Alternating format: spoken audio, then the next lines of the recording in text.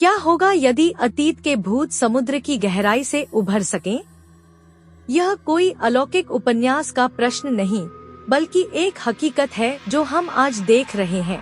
Japan के ghost island में आपका स्वागत है। फुकुतोकुओ कानोबा ज्वालामुखी के ज्वलंत पेट से पैदा हुआ एक रहस्यमय भूभाग घोस्ट आइलैंड, जैसा कि इसका नामकरण किया गया है, हाल तक हमारे मानचित्रों पर मौजूद नहीं था।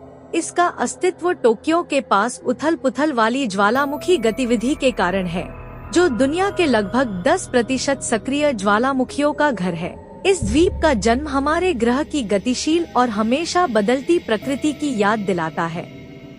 लेकिन घोस्ट आइलैंड सिर्फ एक भूवैज्ञानिक चमत्कार से कहीं अधिक है। यह एक टाइम कैप्सूल है, अतीत की एक खिड़की। हालिया ज्वालामुखीय गतिविधि से द्वितीय विश्व युद्ध के युद्धपोतों के आंशिक रूप से डूबे होने का पता चला है, जिनमें इवो जिमा की कुख्यात लड़ाई के युद्धपोत भी शामिल हैं।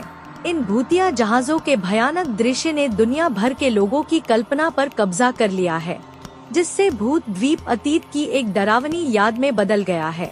घोस्ट आइलैंड के उद्भव का भूविज्ञान और इतिहास के दायरे से परे प्रभाव पड़ा है। इससे जापान के सैन्य इतिहास और द्वितीय विश्व युद्ध में इसकी भूमिका में नए सिरे से रुचि पैदा हुई है। यह द्वीप अपने भूतिया जहाजों के साथ युद्ध की भयावहता और ऐसी त्रासदियों की पुनरावृत्ति को रोकने की आवश्यकता की याद दिलाता है।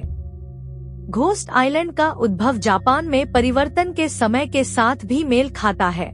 प्रधानमंत्री फुमियो किशिदा वैश्विक मंच पर अधिक मुखर भूमिका निभा रहे हैं, जापान के विदेशी संबंधों को पुनर्जीवित करने और रक्षा खर्च को बढ़ाने पर ध्यान केंद्रित कर रहे हैं। इस पृष्ठभूमि में घोस्ट आइलैंड जापान के अतीत और उसके भविष्य के प्रक्षेप पथ के एक शक्तिशाली प्रतीक के रूप में कार्य करता है। संक्षेप में, घोस्ट आइलैंड हमारे मानचित्रों पर सिर्फ एक नया भूभाग नहीं है, यह प्रकृति की शक्ति, हमारे अतीत के भूतों और हमारे भविष्य की अनिश्चितता का एक जीवित प्रमाण है। जैसे ही हम इसके धीमे क्षरण को देखते हैं, हमें याद आता है कि इस दुनिया में कुछ भी स्थायी नहीं है, यहाँ तक कि अतीत के भूत भी नहीं।